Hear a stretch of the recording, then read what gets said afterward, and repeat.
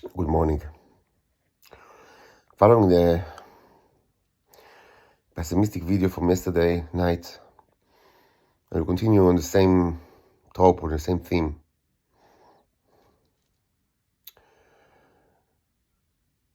One of the curious things that can be seen in the the paintings, the photographs of of what I call microscopic or even nanoscopic cave paintings or the microscopic slides.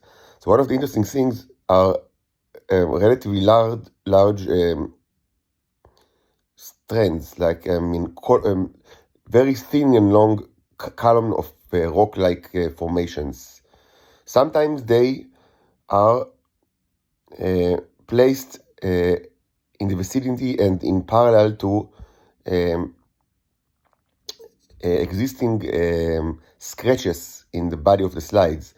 My slides are not pure, they are not clean.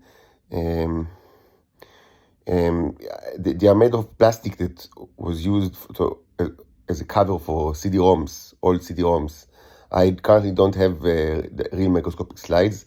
I had some, but they were lost. I ordered from Amazon a new box of microscopic glass. Normal microscopic glass. Normal slides are made of glass, but I ordered a box of glass slides, but it should be a while before I receive it. So the plastic, it's an old plastic, and typically it's got scratches and sometimes long. Under the lens of the microscope seems like a very long, seems like the Nazca lines, like very long lines, sometimes in parallel, sometimes intersecting, and in many cases it's clear that the Neros, that the microscopic Jaegers, I like the Pacific Rim parallel.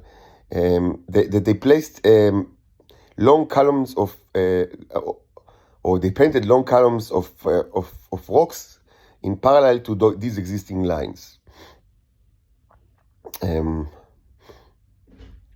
So it's an interesting question. What do these lines suggest? What do they signify? And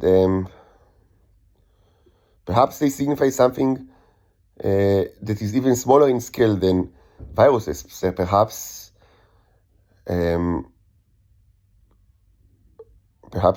it's a representation of the DNA helix. If we want to get the most from this scientific endeavor, we need to be open-minded, and we couldn't rule out anything because we've already seen enough to shatter everything that we think about the world. So I'll tell you why I'm so pessimistic. What we go through now is not only research on the nature of microscopic robotic creatures, but also it's, as I said yesterday or the day before, it's another type of first contact. Okay? It's a first contact between civilizations.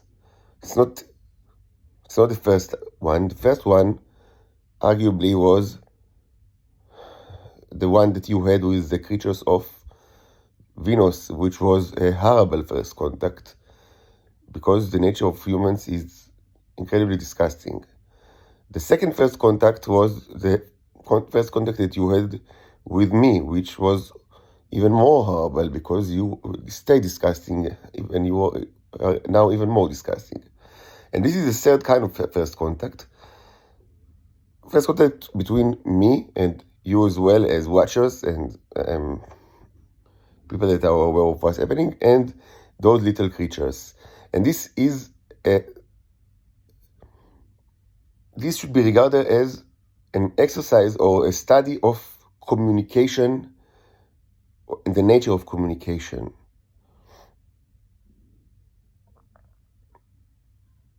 in order to understand what do we see in these photographs and in the many more photographs that I will certainly publish in the next, starting today and tomorrow. And I have so many photographs. I have tremendous amount of material, and as you understand, I can produce this material. In any in any scale you want. What's limiting the limitation. The main limitation now is not even the fact that I'm in a rest and I have no money at all and no assistant and no equipment. But this is not even those are not even the my main limitations. Currently, the main limitation is the fact that I don't have enough time to just analyze all the mountains of new evidence and material that is already piling, and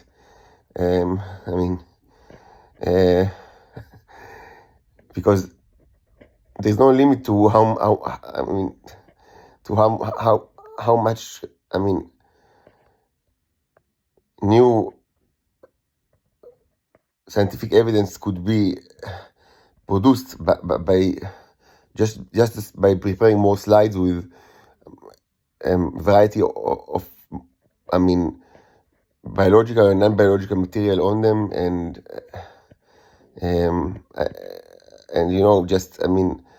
applying all sorts of experimental enhancing techniques, like with the light or with fire or electricity, etc. There's so much that can be done, and I don't have enough time just for everything that I want to try. But in any case,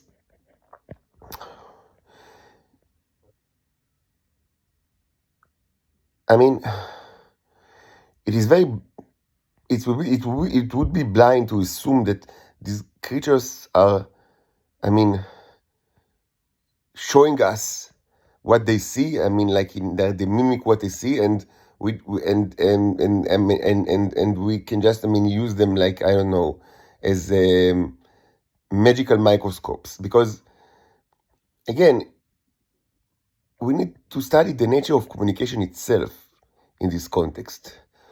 What kind of communication is taking place when we analyze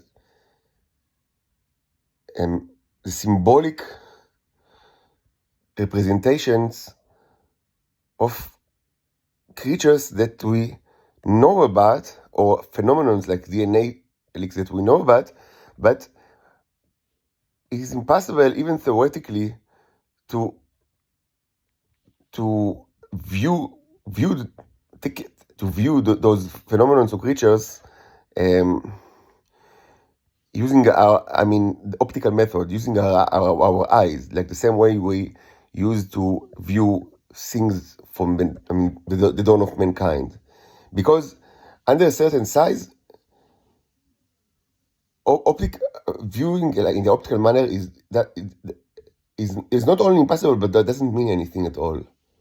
And it could be argued that under certain size, things do not look like anything at all. They just do. The property of a thing that it can be looked, does not apply to them. They have other properties that we sometimes represent in all sorts of analogs, symbolic analogs, and the symbolic analogs sometimes could be viewed.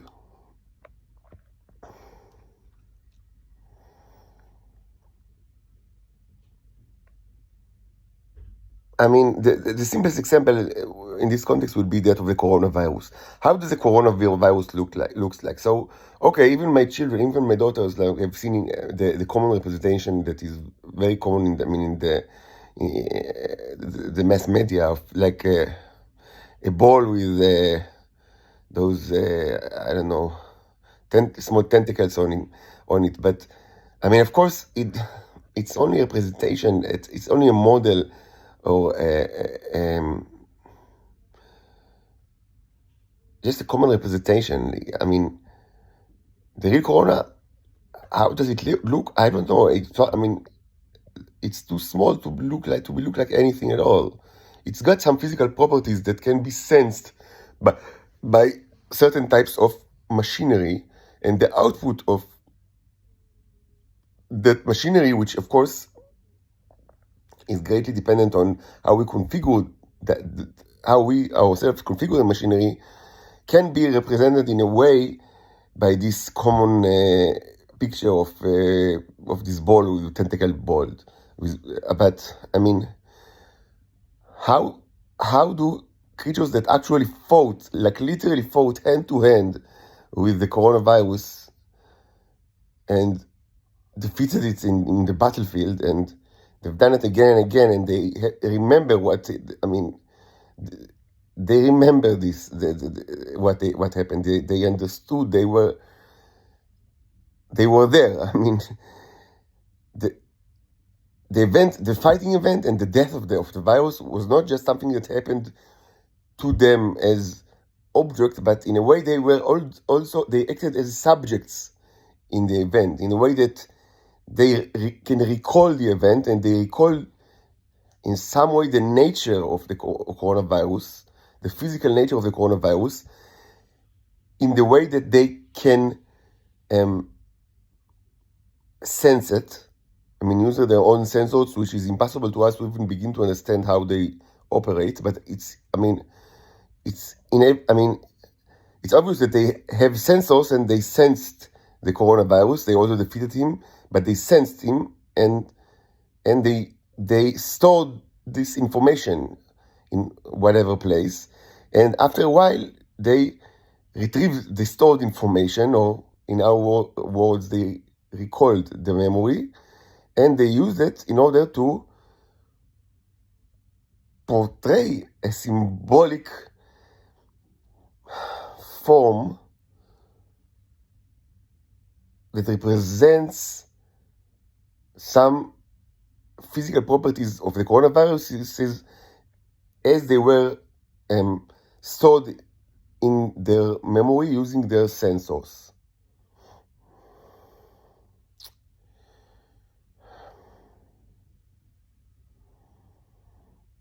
Maybe maybe similar events happened with even much smaller things like DNA helix. And I don't know, maybe even smaller than that. Who knows? Maybe these creatures can also sense atoms. Who knows? Maybe even things that are smaller than the atom. All this sounds ridiculous. I don't know. I mean, we have seen proof that, undeniable proof that we know nothing about this world, and that we have so much more to learn. And so at that point, canceling any kind of theory is ridiculous, is in itself ridiculous. But we need not only to open our minds to new physical theories, but also to be very alert and sensitive to new kinds of communication systems. And this depresses me so much, because I'm thinking about myself. I live surrounded by apparently humanoids. And creatures that looks like humans, but are unable to communicate with me at all. They try to communicate with me only by, producing all sorts of noises and I don't know, continuously playing drilling sounds and police sirens, and shouting at each other near me. So I need to understand something from their shoutings, and try to threaten me all day long with all sorts of trivial threats. And in general, they behave like very primitive animals, And they try to force me to do all sorts of stuff that they want me to do by just repeating. Doing themselves what they want me to do, with the hope that I will just mimic their actions. And that's where I live. That's my life. And there is nowhere to run, nowhere to hide. This is my life. I'm surrounded with human-like creatures that have no desire and no wish and maybe even no capability of communicating with me at all, even though I speak their language very well. And I'm more than,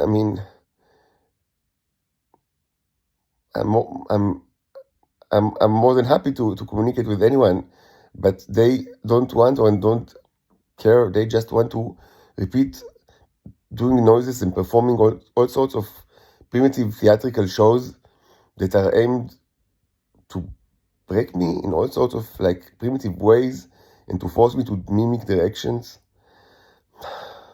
This is my life, and I live in a situation that's devoid of any communication at all. And at the same time, I'm pondering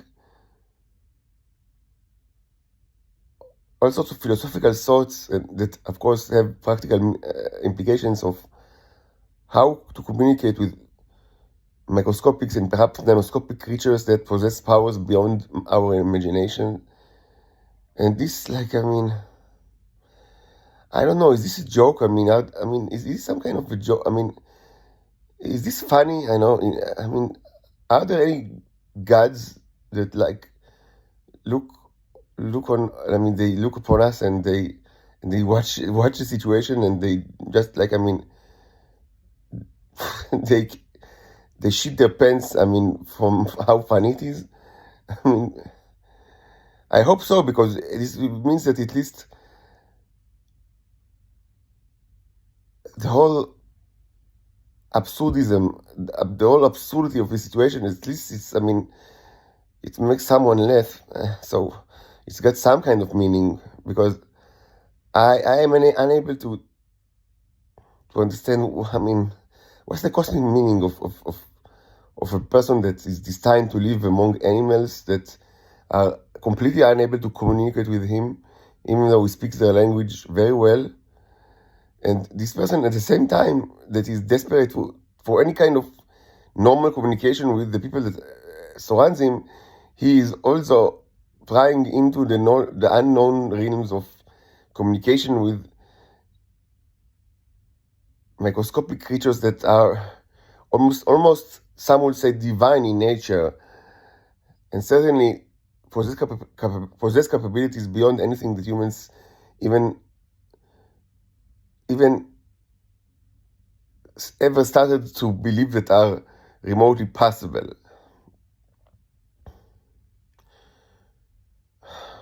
I hope, it is so sad that I hope that at least someone, some God somewhere, enjoys, maybe, enjoy the laughter. Maybe, found maybe some God somewhere finds this